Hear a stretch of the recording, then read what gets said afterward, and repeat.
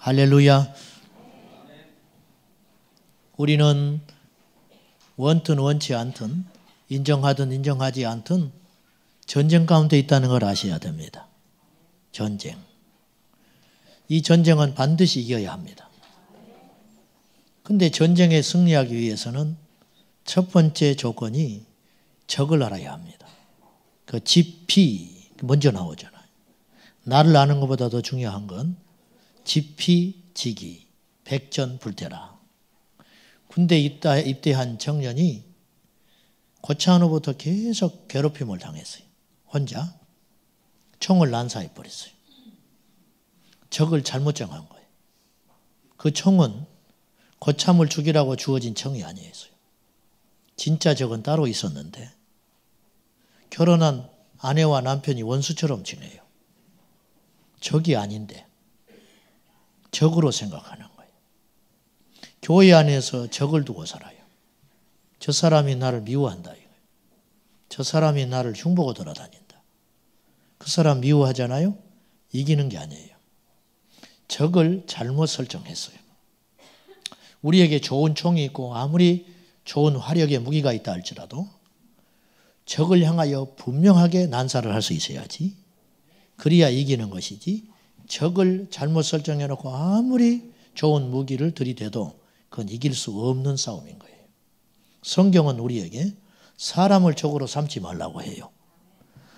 성경은 우리에게 적이 진짜 따로 있다. 에베소서 6장 12절 우리의 씨름은 혈과 육에 대한 것이 아니요 정사와 권세와 통치자들과 하늘에 있는 악한 영들에 대한 싸움이라. 그렇게 이야기하는 거예요. 현대어 성경에는 에베소 6장 12절을 더 이렇게 쉽게 표현했습니다. 우리는 사람을 대항하여 싸우는 것이 아니라 하늘과 이 어두운 세상을 지배하고 있는 악한 영들인 마귀를 대항하여 싸우고 있습니다.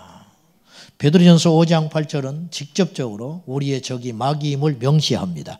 깨어라 근신하라 너희 대적 마귀가. 그랬어요. 그러니까 우리의 적은 마귀라는 것이지요.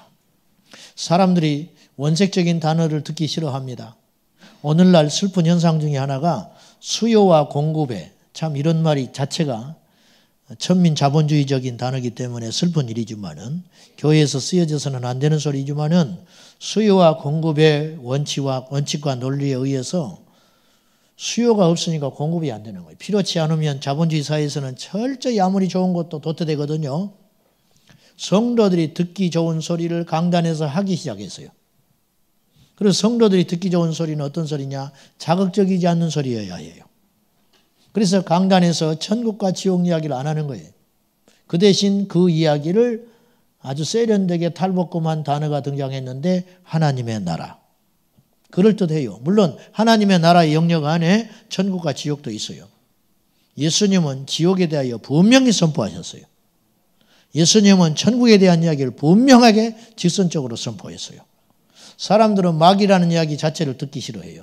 그보다 더 싫어하는 소리 있어요. 귀신. 무당집이냐? 뭐 이런 식으로 취급을 하는 거예요. 사랑하는 여러분, 우리가 들어야 할 소리는 내기의 달콤한 소리가 아니고 나를 살릴 수 있는 말씀이라는 걸 꼭 기억하시기 바랍니다. 자, 우리가 치르고 있는 이 영적 전쟁은 하나님 나라가 임할 때까지 우리가 주님 앞에 가서 심판대 앞에 서는 날까지 한시도 지체 없이 쉬지 않고 계속되어 왔고 지금도 진행 중이고 앞으로도 계속될 것입니다. 우는 사자처럼 여러분 부상을 당했는지 배가 고픈지 자식을 잃어버렸는지 알 길은 없지만 우는 사자가 쉽게 포기하겠습니까? 돌을 던진다고 도망가겠습니까? 횃불을 피워놓는다고 도망가겠습니까? 잠시 움찔거리겠지요. 누가복음 4장과 마태복음 4장은 예수님이 시험받는 공통의 이야기가 나와 있는데 약간의 차이가 있어요. 그건 뭐냐? 누가복음에는요. 놀랍게도 이런 말씀이 써 있어요. 마귀가 잠시 떠나니라. 잠시 떠났다는 거예요. 예수님에게서. 그럼 무슨 말이에요? 다시 왔다는 뜻이에요. 우리는 말할 것도 없습니다. 우리는 예배 전에도 지금 전쟁을 치르고 왔고요. 예배 중에도 지금 전쟁을 치르고 있고요. 예배 후에도 전쟁 치르게 될 거예요. 이 전쟁은 절대로 포기하거나 져서는 안 되는 전쟁이라는 것이죠. 스크루테이프의 편지라는 가상의 소설책이 있습니다. C.S. 루이스가 쓴. C.S. 루이스는 영국의 대단한 기독교 변증론자입니다. 이분이 원래 무신론자였는데 하나님을 만나고 그분이 참 귀한 책들을 많이 썼어요. 나니아 연대기도 그가 쓴 소설인데 C.S. 루이스가 스크루테이프의 편지 그런 책을 썼는데 소설입니다. 가상의 소설. 스크루테이프라고 하는 거참 마귀가 막 신참 마귀 자기 조카 위무드에게 마귀의 입장에서 어떻게 하면 기독교인들을 지옥으로 끌고 갈 수 있는가 믿음에서 떨어져서 이걸 이제 구술한 책이에요. 31번의 편지를 보낸 것인데 거기에 보면 이런 이야기가 나와요. 어떤 영국의 노신사가 밖에서 일을 하다가 근무를 하다가 점심시간에 밥을 먹다가 문득 그 생각 안에 어떤 생각이 들어오냐면 혹시 신은 존재하는 분이 아닐까? 이런 생각이 쑥 들어온다는 거예요. 실존적인 질문을 한 거예요. 그때 스크루테이프는 이런 말을 해요. 큰일 났다. 그런 생각을 계속 하도록 내버려둬서는 안 된다는 거예요. 그러므로 그런 생각이 들 때 반드시 공격해서 그 생각을 뺏어와야 한다는 거예요. 그리고 그 생각을 뺏어가요. 그리고 식사를 마칠 때쯤 식사를 시작할 때는 그 생각으로 시작했다가 식사가 끝날 때쯤 돼서는 노신사가 고개를 흔들면서 아이고 먹고 살기도 바빠 죽겠는데 뭐 내가 이런 생각할 여유가 있는가. 그리고 오후에 이제 일을 봐요. 그리고 저녁에 퇴근길에 또다시 그런 생각이 들어와요. 나는 지금 어디로 가고 있는 것이지? 내가 죽으면 나는 어떻게 되지? 갑자기 이 생각이 쑥 들어왔어요. 그때 비상이라는 거예요. 마귀의 입장에서는 큰일 난다는 거예요. 그래서 서점으로 가요. 그래서 책을 보고 성경책도 뒤적거리고 큰일 났다. 그래서 그 생각을 또 뺏어가요. 그리고는 다시 그 노신사는 다 부질없는 생각이라고 다 자기 스스로 그 생각을 버리고 아무 일이 없다는 듯이 자기 집으로 돌아간다는 거예요. 이렇게 일상 속에 충실하게 살도록 하여 전쟁에 나서지도 못하게 막아버리라는 거예요. 이게 마귀의 술책이라는 거예요. 여러분, 빛을 알려면 어둠을 이야기해야 합니다. 그러므로 사단의 존재를 의식하고 내가 전쟁에 놓여 있다고 하는 생각을 가지고 살아가는 신앙은 수준 낮고 유치한 신앙이 아니라 정상적인 신앙인입니다. 아멘입니까? 이게 깨어있는 시작이라는 거죠. 원수 마귀가 우리를 진리 가운데로 온전히 서지 못하도록 공격하는 일종의 패턴이라고 할까요? 어떤 방법이 있다는 걸 우리가 좀 알았으면 좋겠습니다. 제가 재주가 없어서 조금 더 알차게 쉽게 설명할 수 없음을 여러분 이해하시고 아주 만 가지 어떤 지식 중에 하나라고 오늘 여기시고 경청해 주시면 고맙겠습니다. 오늘 이 시대에 이 땅에 사람들을 공격하는 사탄의 전술, 지식적 전술 중에 하나가 다원주의 사상입니다. 다원주의 사상. 다원주의라는 말을 어렵게 풀지 말고 그냥 그대로 한자대로 풀어보면 마늘 따에 으뜸 원자를 써요. 으뜸이 많다. 즉 답이 많다. 답. 진리가 많다. 왜 나만 옳다고 고집부리냐. 그래서 다원주의는 상대주의를 가져와요. 내 신앙만 옳다고 여기지 말아라. 그럴듯하지요. 그럴듯해. 사람은요 생각과 사상이 얼마나 중요한지 몰라요. 우리가 세상에서 세상의 생각과 사고, 핸드폰, 인터넷, 서점 그런 이야기들을 잔뜩 담아가지고 우리가 하나님 앞에 교회 앞에 와서 오면 막 졸리기 시작하는 거죠. 따분하고 졸리고 애들이 말이죠. 세상에서 일주일 내내 핸드폰에 파묻혀 살거든요. 전부 보는 게 세상의 지식들이에요. 어떤 어떤 형성에는 영계들, 일본의 웹툰, 막 이런 거, 마계의 세계들. 귀신은 귀신을 이야기하는데 왜곡시키는 거죠. 막 이런 것들에 잔뜩 빠져 살다가 교회에 와서 예배를 드리려니까 견디질 못하는 거예요. 얘들이 영이 말이죠. 이런 현상들이 지금 급속도로 일어나고 있다는 거예요. 농경사에서 들에서 뛰어놀고 기껏 봐야 텔레비전 프로 정도 보았던 그 시대하고는 완전히 지금 다른 시대에 우리가 살고 있다는 거예요. 살기는 평화로워지고 지금 뭐 속도는 빨라지고 굉장히 그럴듯하지만 사실은 영적으로 심각한 위기 가운데 놓여 있는 거예요. 올해보다는 내년이 더 힘들어질 거예요. 영적으로.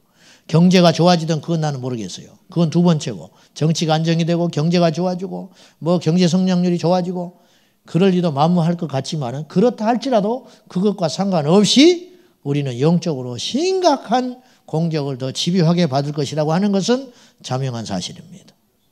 답이 많다. 다원. 진리가 많다. 그래서 그 앞에다가 종교 붙여버리면 종교다원주의. 그래서 이렇게 이야기를 해요. 기독교 신앙에서 말하는 신은 하나님이죠. 하나님. 불교에서 말하는 신은 부처. 이슬람에서 말하는 신은 마호멧. 저기 아프리카에 가봐라. 아프리카에 가면 추장들이 부르는 신이 있다. 다 인간은 그 마음속에 신을 향한 갈망이 있다. 신을 찾는 존재인데 단지 이름을 어떤 사람은 하나님이라고 붙이고 어떤 사람은 부처라고 부를 것이고 어떤 사람은 마호메트라고 부르는 것뿐이다. 그러니까 정상은 만나는 곳이 똑같다. 이렇게 이야기하는 거예요. 굉장히 그럴듯하지 않습니까? 이게 다원주의 사상이에요. 이것이. 이런 지식들과 우리 생각들이 우리의 사상과 생각을 좀먹고 수없이 보는 것, 듣는 것, 느끼는 것을 통하여 오감을 통하여 우리에게 계속 쉼없이 메시지를 던져주고 있는 거예요. 영화에도 그런 것이 나오고 소설에도 그런 것이 나오고 세상의 모든 어떤 매체들을 통하여 무차별적으로 세상의 공중 권세 잡은 악한 마귀가 이렇게 우리를 공격하고 있다는 것이에요. 성경은 우리에게 주도 하나요, 믿음도 하나요, 세례도 하나요, 하나님도 한 분이시니라. 그렇게 이야기하는 거예요. 여러분, 우리가 믿는 이 하나님 신앙은 이스라엘 백성들이 믿던 사막의 신 야훼라고 폄하하는 운동들이 전 세계 곳곳에서 일어나고 있습니다. 노아의 홍수, 설아의 이야기다. 삼신, 성부, 성자, 성령, 고대에 다 그렇게 믿었다. 이런 아주 무서운 사상들이 기독교 신앙의 유일성을 좀먹고 있고 그런 것들이 강단에서 거침없이 전해지고 신학교 교육에서 전해지고 있는 이 슬픈 현실 속에 우리가 놓여 있는 것입니다. 사랑하는 여러분, 깨어 있어야 하겠습니다. 두 번째는 혼합주의예요. 저는 개인적으로 다원주의보다 더 심각한 것이 혼합주의라고 생각해요. 제가 자주 말씀드렸지만은 이스라엘 백성들은 표면적으로 하나님을 떠나지 않았어요. 안식일 철저히 지켰고 입으로 하나님 하나님 찾았어요. 여호와 하나님을 찾았어요. 그러나 그들의 신앙은 신앙이 아니었어요. 오늘 성경을 보십시오. 얼마나 무서운 일이 벌어지고 있는지. 이스라엘 백성들이 광야에 나왔는데 한편으로 인간적으로는 이해가 충분히 된다 이거예요. 모세는 없어져 버렸고 생각보다 더디 내려오고 그들은 광야에서 어디로 가야 할지 무엇을 해야 할지 완전히 방황하고 있는 거예요. 두려움이 엄습했겠지요. 이러다가 우리가 길거리에서 다 죽는 거 아니냐. 광야에서. 광야는 아주 위험한 곳이거든요. 그래서 이들이 방법을 고안했는데 우리를 인도할 신을 만들자. 그래서 뭘 만들었냐면 금송아지를 만든 거예요. 놀라운 것은요. 금송아지를 만들어 놓고 하나님께 제사하고 예배 드리던 습관 그대로 했다는 거예요. 안식일 전날 완성된 거거든요. 그러니까 내일이 그날이에요. 여호와의 절일이다. 그리고 그 앞에서 화목제와 번제 제사를 드려요. 화목제와 번제 제사는요. 오늘 최초로 드린 게 아니에요. 모세를 통해서 이미 화목제사와 번제 제사를 하나님께 드렸어요. 이스라엘 백성들은. 하나님께 드리던 제사를 금송아지를 만들어 놓고 그 앞에서 제사 드리고 있는 거예요. 오늘 우리가 그럴 수 있어요. 우리가. 하나님께 예배하듯이 세상을 예배한다. 자기를 예배하는 사람도 있어요. 얼마나 무서운 일이냐 이거죠. 혼합주의. 제가 작년에 시대의 표적이라는 주제를 가지고 7번 설교를 한 적이 있는데 그때 다뤘던 주제 하나가 말세에 일어나는 현상 중에 하나가 혼란과 혼합이라고 그랬어요. 혼합. 섞어버리는 거예요. 섞어버리는 거예요. 아침에는 하나님께 예배하고 저녁에는 세상을 예배하는 이런 현상들이 오늘날 아무렇지도 않게 교회 안에서 자행되고 있다는 거예요. 왜 본문에서 해필 이스라엘 백성들은 금송아지를 만들었을까? 금송아지 문화는 이집트의 문화입니다. 이 금송아지는 아피스라 불리는 애굽의 신인데 겉에 털은 검고 이마에는 삼각형의 흰 무늬를 지닌 소가 나타나면 이 애굽 사람들은 그 소를 신성시 여겼어요. 이게 농경 문화와 목축 문화가 발달한 고대 근동에서는 당연히 있을 수 있는 일이라는 거예요. 풍요의 신, 소는 풍요의 신이고 노동력이 최고인 그 당시에 소는 엄청난 에너지를 가진 존재였어요. 그래서 소를 사랑하다가 귀히 여기다가 나중에는 숭배하게 된 거예요. 이집트는 뜨거운 기후를 가진 나라잖아요. 그래서 그들은 태양도 숭배했지만 달을 더 숭배했어요. 달. 왜? 달은 그들에게 시원함을 가져다주는 존재이기 때문에. 이것이 이슬람으로 흘러들어갑니다. 그래서 이슬람의 상징이 조승달이 된 거예요. 고대 바벨론에서는 3신을 섬겼어요. 아버지 신, 그리고 그 아내, 그리고 자식, 이 3신을 섬겼는데, 세 신을 섬겼는데 아버지 신이 니무롯입니다. 니무롯은 누군지 아시죠? 창세기 10장에 등장하는 바벨론의 바벨탑의 창시자입니다. 바벨탑의 창시자. 노아 홍수가 끝나고 하나님께서 인류에게 뭘 허락하시냐면 육식을 허락하세요. 이제 육식을 해도 좋다. 그 대신 피채 먹지 말라. 단서를 달고 사람들에게 이 육식을 먹는 걸 허락하시거든요. 그때 혜성과 같이 나타난 존재가 있어요. 뛰어난 사냥꾼 니무롯. 그래서 영걸이라고 그랬어요. 옛날 성경에는. 영웅호걸. 뛰어난 사냥꾼. 사냥을 잘하니까 사람들의 마음을 얻을 수가 있었어요. 오늘 우리도 먹거리 문제가 심각하잖아요. 뭐 과거가 어떻든지 간에 그 사람이 뭐 무슨 일이 뭐 어쨌든지 간에 경제를 살린다고 하면 표를 주는 세상이 됐어요. 트럼프도 그렇고 앞으로 전 세계 나라에서 일어나는 현상이에요. 우리 필요 없다. 정치 뭐 이데올로기 필요 없다. 우리를 먹고 살게만 해다오. 그러면 나는 그 사람의 모든 죄를 용서하고 그 사람에게 표를 던져줄 수 있다. 인간은 언제 어디서나 그랬던 것 같아요. 그리고 니무롯은 그 막강히 주어진 경제력을 바탕으로 바벨탑을 건설합니다. 그리고 그가 신이 돼요. 그래서 이 생각이 흘러들어가서 이 사상이 흘러가서 바벨론은 고대의 아버지 신 니무롯을 섬겼고 그의 아내 세미라미스. 근데 니무롯이 죽어요. 그의 설화 속에서 니무롯이 죽고 담무스를 잉태합니다. 세미라미스가 혼자. 근데 이 담무스 아들을 아버지 니무롯의 환생이라고 여깁니다. 그러다 보니 어떤 현상이 벌어지냐면 세미라미스가 더 큰 존재가 돼버린 거예요. 왜? 신을 잉태한 존재니까. 그래서 나중에는 여신 숭배 사상이 바벨론을 지배해요. 자, 니무롯은 성경에 바알신으로 둔갑하고요.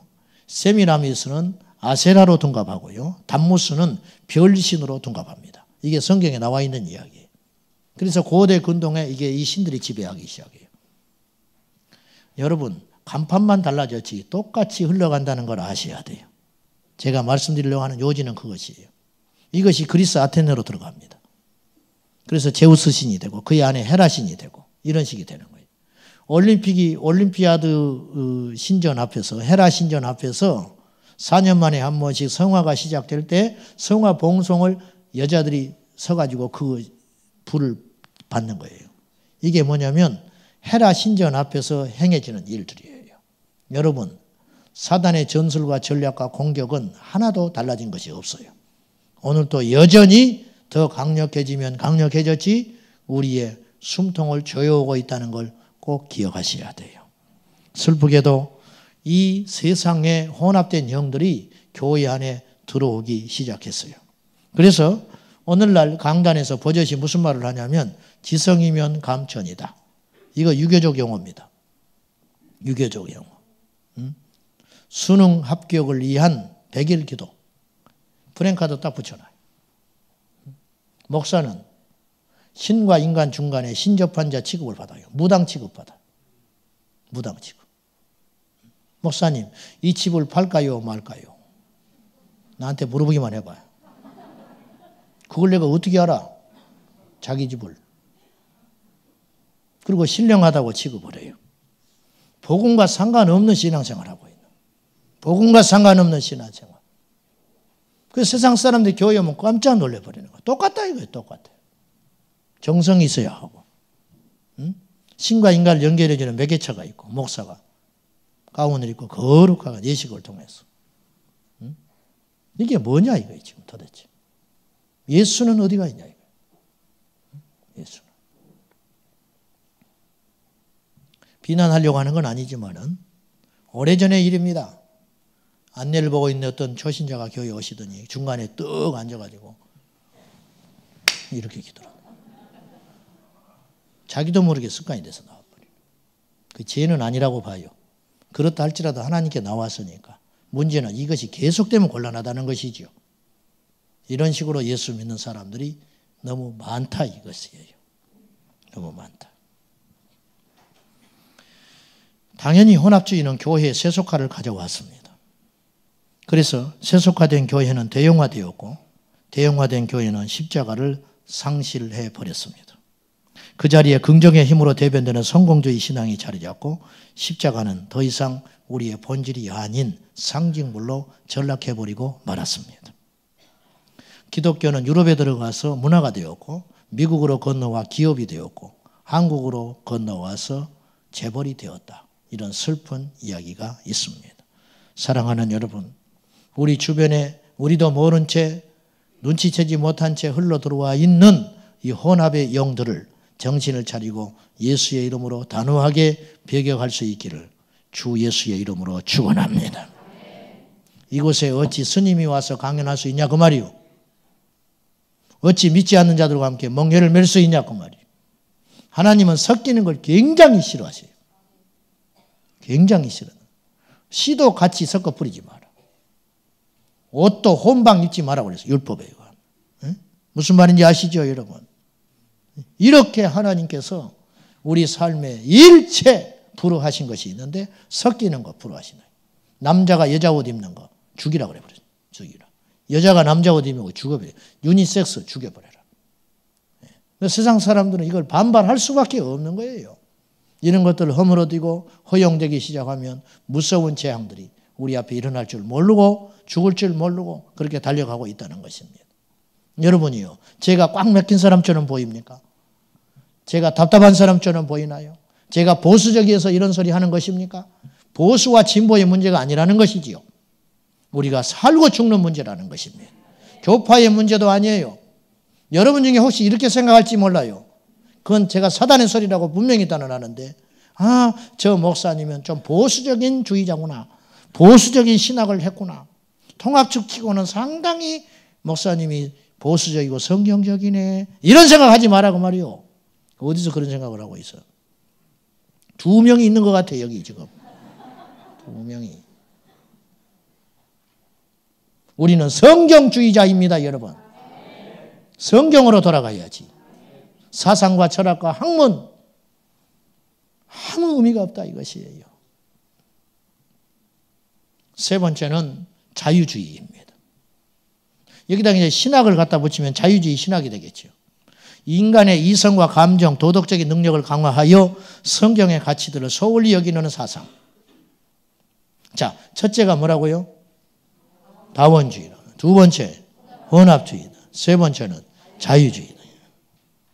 이 자유주의의 특세로 말미암아 그 사상에 물든 교회와 신학교 강단은 인간 중심의 인본주의적이라고 하는 인본주의적 신학 괴물을 만들어냈어요. 하나님과 상관없이 자신들이 주인이고 자신들이 주체인. 오늘 이스라엘 백성들을 보십시오. 무서운 말이 하나 숨어져 있어요. 우리를 위하여 인도할 신을 만들자. 내가 만들어낸 신을 섬기고 있는 거예요 지금. 모든 우주 만물의 중심이 내 안에 있다. 나다. 내가 좋으면 그만이다. 내가 좋으면 그만이다. 신앙도 그런 습관에 따라 주님을 믿으려고 해요. 내가 예배 때 은혜 받으면 상관없는 거예요. 여러분, 우리가 지금 은혜 받고 안 받고가 중요한 게 아니에요. 하나님이 영광을 받으시는 게 중요한 거예요. 근데 하나님이 없어요. 우리만 좋으면 되는 거예요. 예배도 편의성을 따져요. 교회를 지을 때도 편의성을 따져요. 이게 성경적인지, 성경적이라면 불편해도 그 길로 가야 되는 것이. 아멘입니까? 자유주의가 득세하고 있는 거예요. 완전히 교회를 집어삼키듯이 이거는 너무 오랜 동안 교묘하게 그럴듯하게 보장되어서 진행되고 왔기 때문에 지난 주간에 제가 말씀드린 말발굽 예화 제가 했죠. 어느 순간에 보니까 완전히 다른 존재가 되어 있었더라. 그래서 우리 예배는 진짜 주님이 받으실 만한 예배인지 보자고 그랬어요. 우리가 믿고 있는 이 믿음은 진짜냐는 거예요. 서서히 틀어지기 시작했어. 초대교회 성도들이 2000년 전에 믿었던 그들이 오늘 우리에게 온다면 과연 그들도 흡족하고 납득할 만한 신앙생활을 하고 있는가 보라 그 말이에요. 초대교회 예수님의 제자들이 선포했던 그 말씀들이 오늘날 강단에서도 똑같이 다른 사람, 다른 모습이지만 똑같이 전해줘야 그것이 예수 그리스도는 어제나 오늘이나 영원토록 동일하게 증거되는 것 아니겠어요? 근데 이것이 무너졌다. 그러면 얼마나 많은 사람이 모여다 할지라도 사람 세상으로부터 아무리 큰 칭찬을 받는다 할지라도 그건 교회일 수 없다라는 것입니다.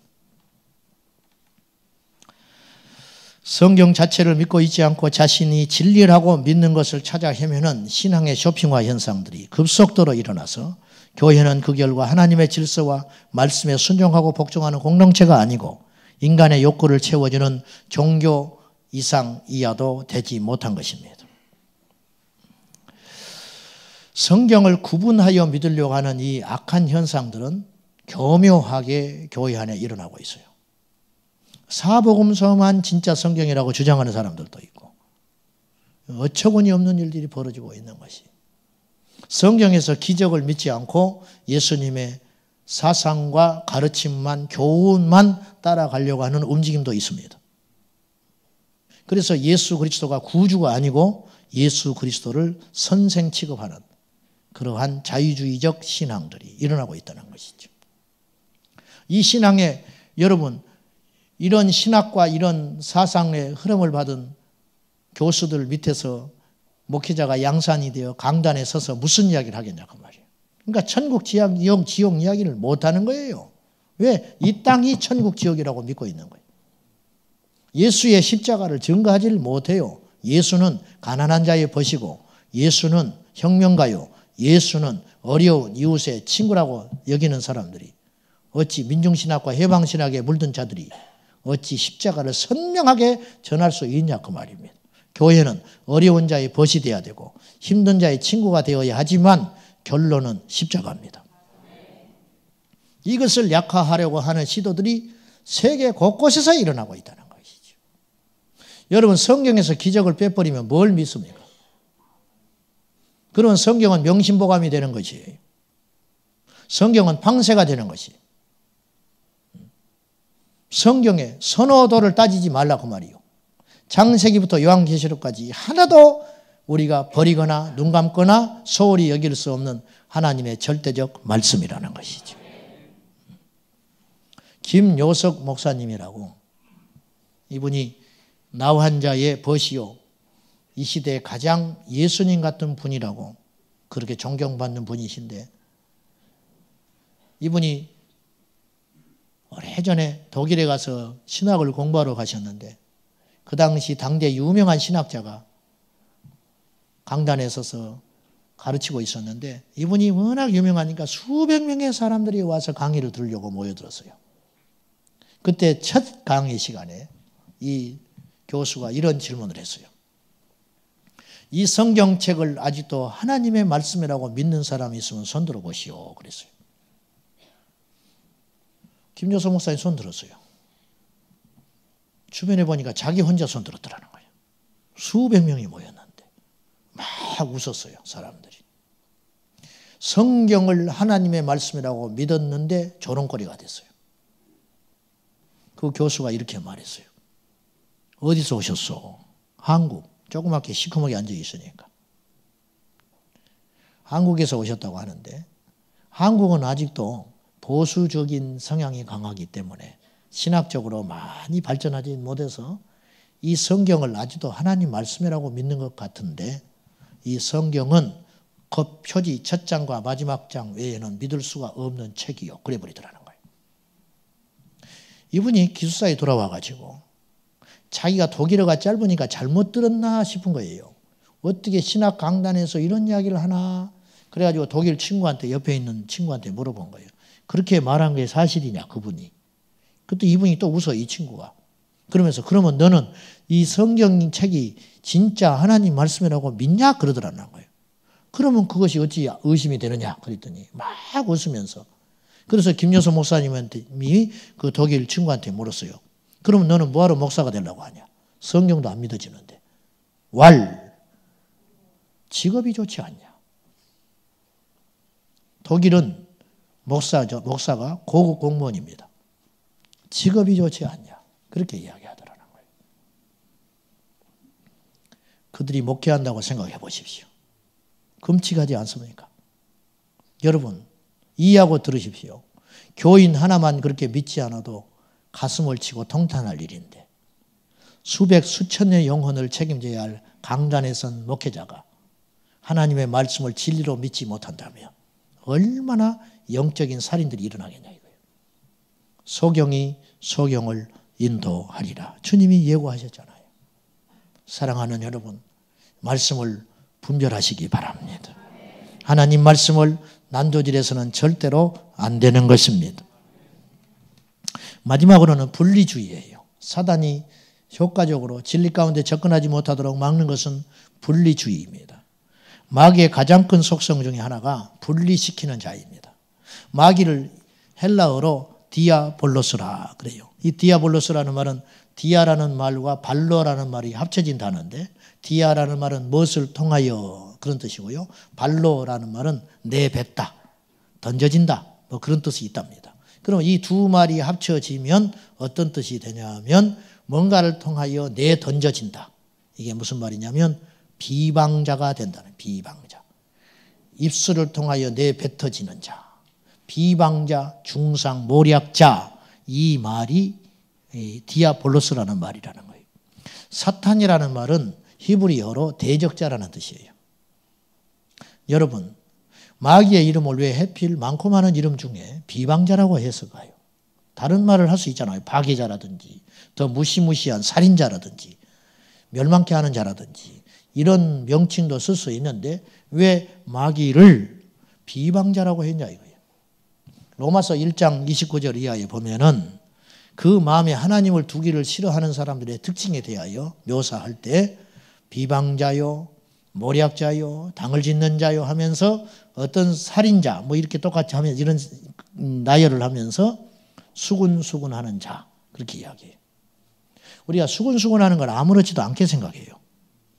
그런데 성경에는 어느 무게만큼 취급을 하냐면 살인하는 죄와 똑같이 취급을 하고 있어요. 비방하고 수군수군하는 거. 그것으로 인하여 분리시켜버린다는 거예요. 가정에 마귀가 들어가면 가정이 깨져버려요. 공동체 안에 이 분리의 영 마귀가 득세해버리면 공동체가 깨져버리는 거예요. 이거 무섭습니다. 여러분, 아무리 진리를 무장하고 진리를 담고 있다 할지라도 그 그릇에 금이 가 있고 깨져버린다면 그 진리는 얼마 못 가서 다 쏟아져 버리고 말 것이에요. 우리가 은혜 받고 눈물 흘리고 성령 충만 받고 진리대로 살겠다, 십자가를 주고 순교의 자리까지 가겠다고 결단하지만은 삶 속에 나가서 원수의 공격을 받아서 우리가 비난하고 조롱하고 수군거리고 당쟁과 당파를 일삼게 되면은 어떤 무서운 일이 벌어지냐면 그 조금 전에 모든 진리와 은혜들이 사라지고 마는 것이.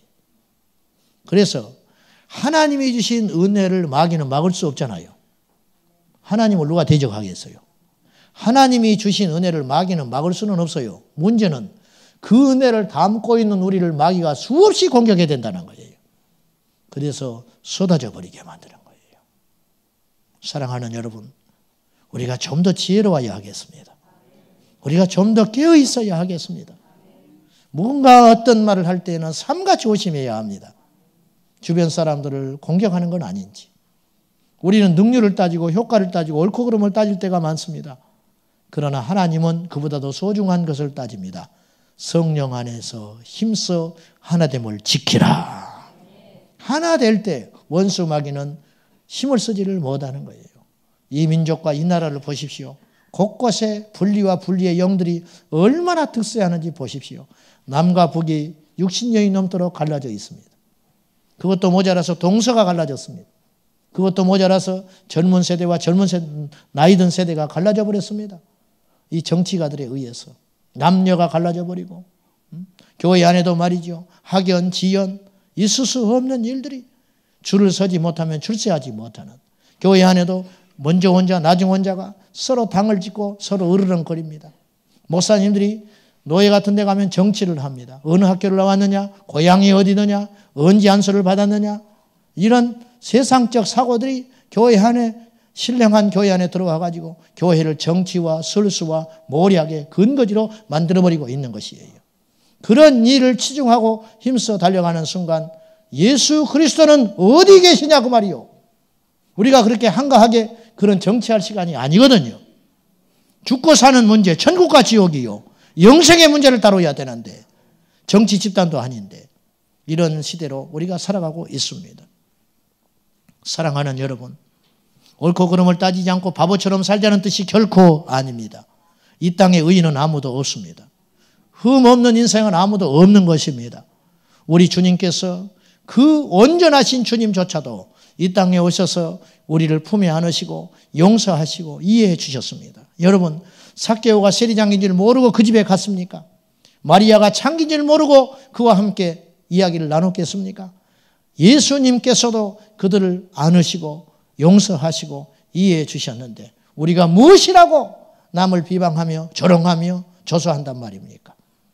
나단 선지자가 다윗 앞에서 다윗의 죄를 직선적으로 꾸짖었기 때문에 나단 선지자는 다윗을 살리고 이스라엘을 살릴 수가 있었어요.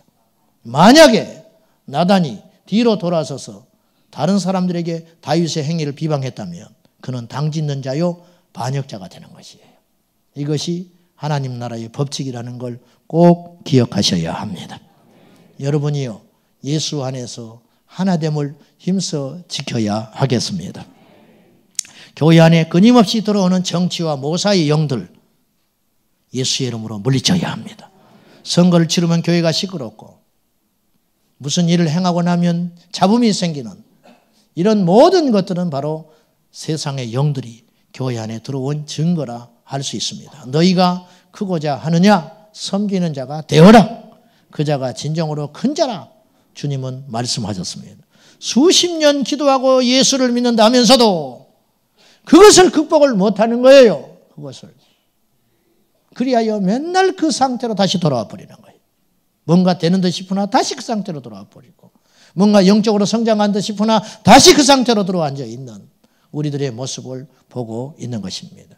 이 종교의 영과 싸움에서 우리는 반드시 승리해야 합니다. 할렐루야! 마귀의 진리에 향한 공격은 상당한 효과를 거두었고 이미 거두어가고 있는 것 싶어요. 며칠 전에 국민일보에서 캐나다에 있는 교회의 설문조사 결과가 나왔는데 캐나다 개신교 22곳의 목회자와 성도들 2255명을 대상으로 설문을 했습니다. 그런데 성장하지 못하고 퇴보하는 교회의 사람들에게 조사를 해보니까 예수님이 실제로 부활했는 것을 믿는가 물었을 때 67%밖에 안 믿었어요. 67%. 일주일에 한 번 이상 성경을 읽느냐 26%만이 그렇게 한다고 대답을 했어요. 더 충격적인 사실은 목회자들한테 이 질문을 던졌어요. 예수 그리스도를 믿는 자만이 구원을 받는 것을 알고 있는가? 물었을 때 놀라지 마십시오. 31%밖에 안 믿었어요. 목회자의 31%. 물론 이건 표본조사이기 때문에 이걸 전체로 볼 수 없지만은 그래도 평균치라 이 말이죠. 목회자의 31%만 오직 예수로 말미암아 구원받는다고 믿고 있었고 그렇게 말한다는 거예요. 그러면 뭐하러 교회를 다니냐? 다른 데도 길이 있는데 뭐하러 죽기 살기로 예수 믿고 순교할 작정을 하냐고 말이죠. 제멋대로 살지. 한국 교회도 아직은 이보다는 나을 거라고 할지 모르지만 사실은 심각한 위기에 있다고 믿습니다. 사랑하는 여러분, 듣는 걸 조심하십시오. 보는 걸 조심하십시오. 무조건 따라가지 마십시오. 진단하고 점검하고 돌다리도 또 두드려 봤어. 과연 나는 천국을 향하여 가고 있는지, 날마다 살펴봐야 한다 그 말입니다. 진리를 지키기 위하여 순교의 일로 갔던 주기철 목사님의 설교를 여러분에게 말씀을 드립니다. 1936년 신사참배가 시작된 이후로 옥고를 2번이나 치렀던 주기철 목사님은 평양 산정현교회에서 마지막 설교하실 때 이렇게 설교하셨습니다. 내 몸을 가두고 어떤 고통에 던져줘도 나는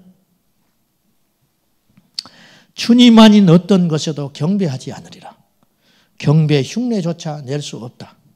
어떤 이는 나에게 왜 괜한 일로 목숨을 버리느냐고 말하고 어떤 이는 가족을 생각하라고 말하고 우리가 진심으로 한 것이 아니므로 주님도 이해할 것이라고 말을 하고 지금은 지혜롭게 양보하여 훗날을 도모하자고 하지만 우리 주님 날 위해 십자가에서 지셨고 그 고통 당하셨는데 나 이제 죽음이 무섭다고 주님을 모른 채 할까?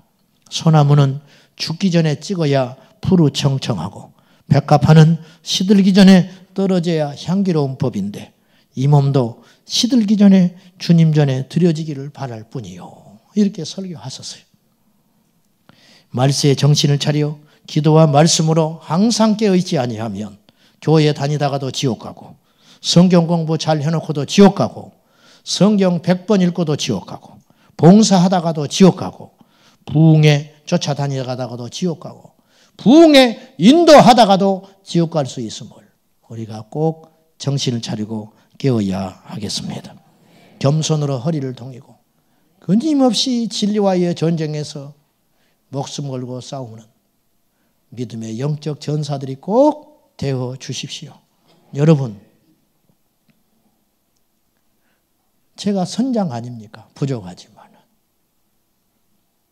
제가 잘못 가면 다 우리가 죽는 거예요. 여러분, 책 한 권 잘못 읽어서 지옥 가는 사람 나올 수 있어요. 설교 한 편을 잘못 들어서 미혹에 빠져가지고 지옥에 갈 수도 있어요. 제가 설교 준비하느라고 자료를 구하려고 인터넷에 뭔가를 검색하고 하면요, 90%가 신천지입니다. 그럴듯한 예화가 있고 그럴듯한 어떤 주제들이 있어요. 그래서 쭉, 이거 좋다. 읽어 내려가다 보면 밑에 이만희 딱 나와요. 얼마나 마음이 아픈지 몰라요. 확 꺼버려요. 지금 시대가 그래요. 세상 사람들은 얼마나 많이 미혹되겠어요. 깨어 있어야 하겠습니다. 우리 자녀들 신앙으로 잘 키워야 합니다. 목에 칼이 들어와도 성경은 살아있는 하나님의 말씀이고 참 신은 유일하신 우리 주 예수밖에 없음을 알고 증거하고 우리가 보여줘야 하겠습니다. 기도하겠습니다. 살아계신 아버지 하나님, 우리 신앙 공동체 안에 교묘하게 흘러들어와 있는 세속적인 것들과 혼합적인 것들과 다양성들과 자유주의적인 모든 것들과 분리의 영들이 나사렛 예수의 이름으로 정체를 밝히고 떠나가게 하여 주시옵시고 우리가 진리의 수호자가 되어서 죽든지 살든지 먹든지 마시든지 오직 예수 그리스도와 그 십자가 외에는 알지 않기로 작심하게 하여 주옵소서. 주님 한 분으로 충분합니다. 주 예수만 붙들어도 세상에서 승리할 수 있고 주 예수만 알아도 세상에서 능히 지혜롭게 살아갈 수 있음을 우리가 보여주는 자 되게 하여 주옵소서. 예수님의 이름으로 기도하옵나이다. 아멘.